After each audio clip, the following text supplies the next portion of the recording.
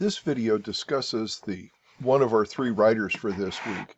Charlotte Perkins Gilman was born in Rhode Island, but spent much of her life in New England and in California, and then never really returned to the East Coast. She comes from a very distinguished New England family who were related to the neighbors of Emily Dickinson, just in case you didn't know that, the Beecher family, and Harriet Beecher Stowe, after whom Harris Stowe State University is partially named here in St. Louis, was one of her aunts. So she comes from a very long tradition of American women who are concerned with writing and concerned with politics. The photograph here on the left is her as a young girl, maybe about 1880, so she's 19 or 20 years old. Over here, she's older. She was married in 1884. I'll show you a picture of her husband. Her daughter, Catherine, was born in 1885. We'll talk about them some more.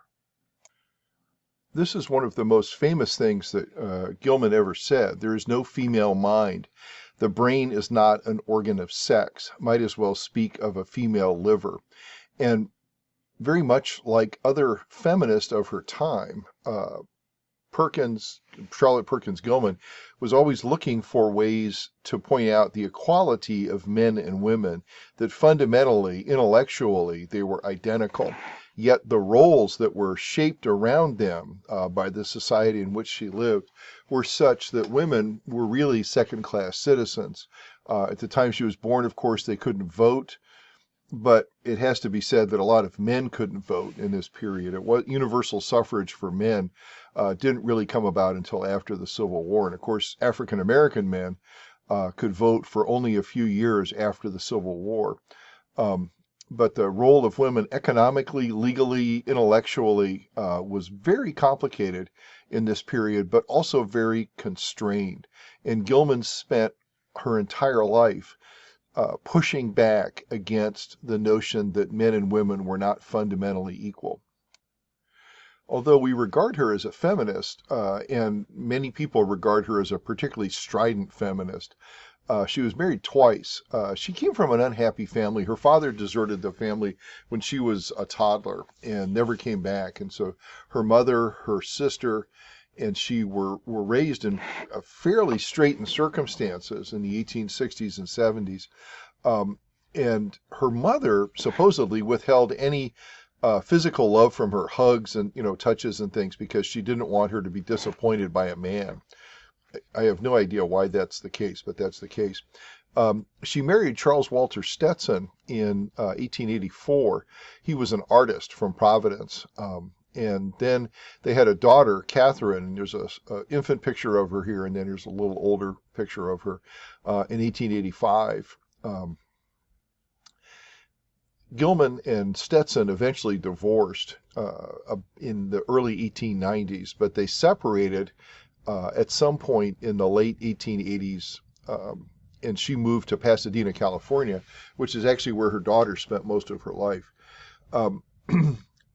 They divorced, and Gilman sent her daughter back to live with Charles, with her husband, because she felt he would be a better nurturing parent than she would be. This caused a tremendous sensation at the time. Gilman was a fairly well-known figure as a writer in this period, and she got a lot of grief for this, because a mother sending her child back to live with a father was like unheard of. I mean, it's, almost unimaginable. Well, several years after that, she did marry a second time to Houghton Gilman, and that's where, of course, her last name comes from. And Houghton Gilman was actually her first cousin. They had a very happy marriage until he died, and then she committed suicide when she was diagnosed with inoperable cancer in 1935. But her second marriage was very happy, certainly happier than her first. She's known for a variety of things beyond fiction writing. She was a very well-known feminist in the period, frequent writer. She published a journal called The Forerunner that was kind of the major magazine of feminism in the late 19th, early 20th centuries. She wrote a book in 1896 called Women in Economics, which is actually still pretty present. It talks about the same kinds of things that we worry about now: work-life balance for women, child care issues, access to medical care, access to legal advice, access to their own money. In some states, if you were married, all of your property went to your husband, and you really couldn't do much about that. This was not across the United States, but it was fairly frequent in the 19th century, and it finally dies out in the 1880s and 90s, around the time that Gilman's writing about it. But women were second-class citizens, as I said earlier in this period. And her book, Women in Economics, reads like it could have been written about a month ago in some ways, because the kinds of issues that our pandemic has raised, where far more women have had to leave their jobs and stay home with their children as their children are being schooled virtually, are the kinds of issues that Gilman was concerned about well over 100 years ago. She advocates nurseries for children, child care centers. She also advocates for communal kitchens, so that women wouldn't have to always cook. She argues in the book that because women depend so much on men for economic resources, that two aspects of women are overdeveloped and the rest of their intellectual growth is underdeveloped. And those two are their maternal instincts, which she felt men used to keep women in their place, and also women's sexual instincts were adapted to the needs of men. And this further separated them from the rigorous intellectual life that men could pursue, because they were seen as their sole function was finding a husband and then staying married, and of course, and having children. Those would be the things that women were designed to do. In addition to her nonfiction, she has 3 or 4 other books as well that are not quite as interesting as economics. She writes a lot of other short fiction. Yellow Wallpaper is one of many short stories.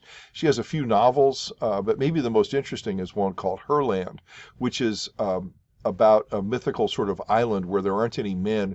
Women reproduce by parthenogenesis, that is asexually, and they only have women children.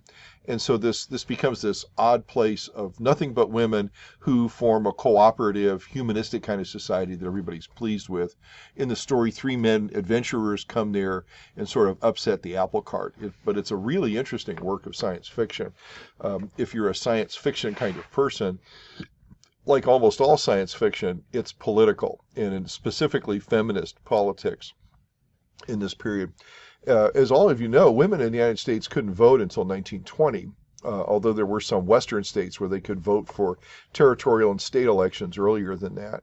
But at Gilman's time, she was an enormous suffragette, and being connected to the Beecher family as a relation was important, because the Beechers and the people around them, the Lymans and some other folks, after the Civil War, they switched from being abolitionists to being people who were concerned, the women in particular, with getting women the right to vote.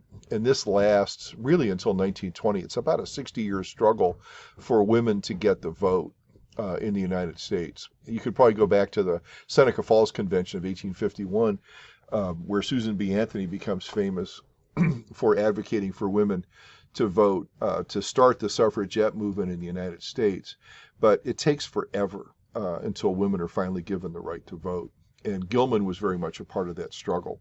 Her daughter, by the way, was also an artist, raised by her father, and she died in 1979 in Pasadena. As I said, Gilman was a suffragette and a feminist, and here's a couple of pictures of her during this period.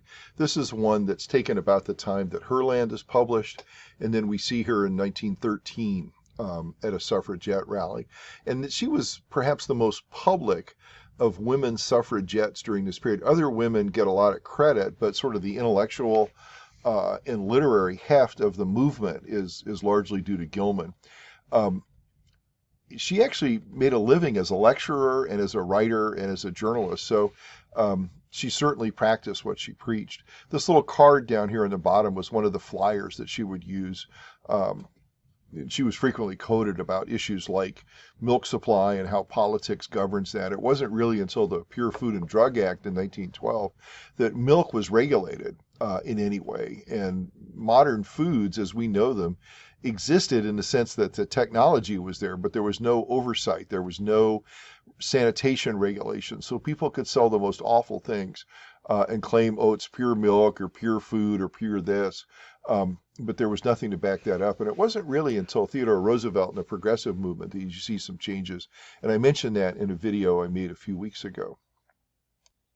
The Yellow Wallpaper was rejected by a number of different publications, and it finally was published in 1892. And it's based roughly on Gilman's own experience. She had postpartum depression that lasted for years, and her husband suggested that she see this man, S. Weir Mitchell, who was a physician in Philadelphia, who was probably the most famous neurologist of his day. And you got to remember, this is a period where the human body was imperfectly understood. So the fact that people couldn't, we couldn't do an x-ray because those didn't exist yet. We couldn't look inside the brain. We didn't really understand the full structure of the nervous system. We didn't understand any of the things that we now know to be true. There wasn't much people could do back then. And so they treated these things clinically. They would look at the symptoms and say, well, I think maybe we should try X. So Mitchell was famous for coming up with a rest cure for women. And I'll talk about that here in a minute. He also came up with something called the West cure. That is, young men who were depressed or at loose ends, he said, go west. And the most famous of these, of course, is Theodore Roosevelt. As a teenager, he goes out west and works for years in Montana. He becomes a cattle rancher, not a very successful one. And this invigorates him, and he becomes the figure that we know in American politics and in the Spanish-American War, and then later as president. Walt Whitman, this is something I just recently learned, was also a patient of Mitchell. In the 1880s, he went through a period of depression as well, and he was treated by Mitchell through a form of this West cure, where he traveled west for a period of time and then came back. Anyway, Mitchell was also a famous Civil War surgeon, and that's where he began to develop an interest in diseases of the nervous system, because so many Civil War veterans came back with what we might call shell shock or PTSD, which is always an issue in wars. I can just tell you that from my own experience. But Mitchell was the first physician to sit down and start recording this. So even though he's portrayed through Gilman's story as being kind of a charlatan and a hack, he was the gold standard at the end of the 19th century when it came to treatment of nervous diseases. And my sense is, from reading about him over the years, is that he was much more concerned with alleviating suffering than certainly Gilman gives him credit for. Okay. Anyway, the treatment is sort of kind of what the character in the Yellow Wallpaper gets, which is isolation, separation from intellectual activity, no demands of motherhood. This is obviously designed for women who could afford servants or women who had relatives who could hold their children for a period of time. And he also recommended a high-calorie diet to kind of build up their strength. And we see some of that in the Yellow Wallpaper. We see that she's separated from her child. We see that she's confined, she's isolated, and that she's not allowed to do anything intellectual. Okay, so the alternative to Mitchell's cure was drug therapy. And what they would do back then, because they really didn't have a lot of drugs. I mean, they had basically morphine and they had morphine, two opium derivatives. And so they were mostly concerned with the alleviation of pain. And so morphine was a way of sort of inducing a pain-free state. But the problem is it's addictive, as you know.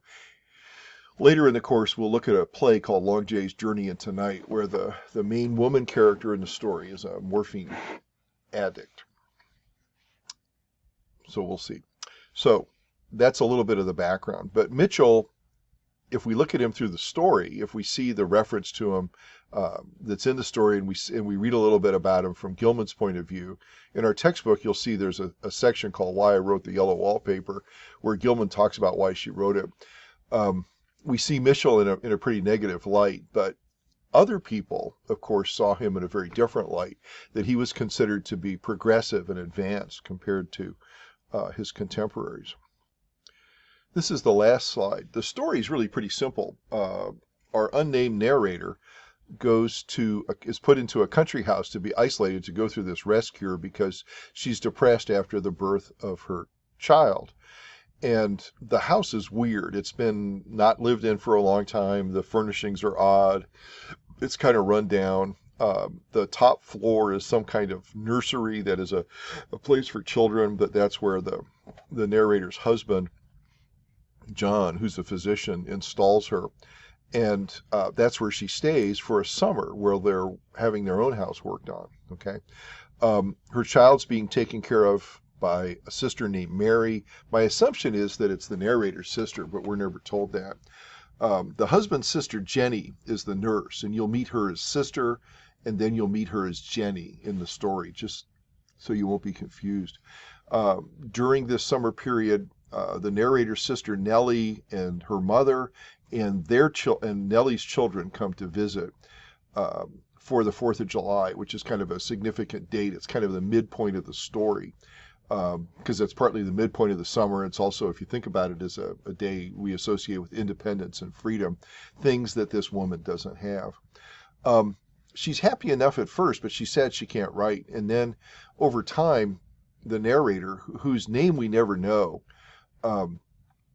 sinks further and further into a form of kind of manic depression, perhaps. She becomes obsessed with the patterns in the wallpaper. She becomes obsessed with the details of her treatment. We learn more and more about this odd setting of this house with these weird pieces of furniture. And it looks like at one point, were people chained in this room? I mean, the narrator becomes more and more and more unstable as the story goes on, until she descends into some kind of state of madness that is incomprehensible to her husband, and certainly not what he intended to happen. The depiction here is of the treatment going terribly wrong. The structure of the story appears to be a series of diary entries. It's not told retrospectively. That is, this is not a story that the narrator starts in the contemporary, says, let me tell you what happened to me. Instead, it's broken up into a series of what appear to be diary entries, but there aren't any dates on them. But if you look at the way the story's laid out, it's a series of sections laid out with little asterisks in between them. And my sense is that it's a diary entry. So what we're watching is madness develop in real time.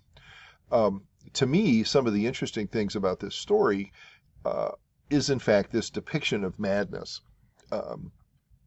And you wonder about that, how realistic this might be, how this might reflect Gilman's own experience. We just don't know. Clearly, Gilman tells us later it takes her years to recover from this experience, and obviously it changes her life. I mean, later she divorces her husband and so on, and leads a very different life than she thought she was going to live. But the story itself is interesting because it's got characters, it's got a setting, it's got a plot, it's got a narrator who may or may not be a reliable person, in the sense that we don't know if we can trust their views or not. Her relationship with her husband is affectionate until the very end. He comes out to see her a lot. They seem to have a pretty good relationship, although he's pretty condescending. And this is a story that you can look at it in a number of different ways. You could look at this in terms of good guys and bad guys. You could look at this as a well-intentioned cure gone wrong. You could look at this as a particular depiction of a particular kind of madness. You could look at this politically in the sense that Gilman is using this subordinate position of a woman to show just what happens when a woman's intellectual development is stifled and she has to conform to her husband's wishes. And that's why a lot of feminists like this story. This is not a story that men like a lot.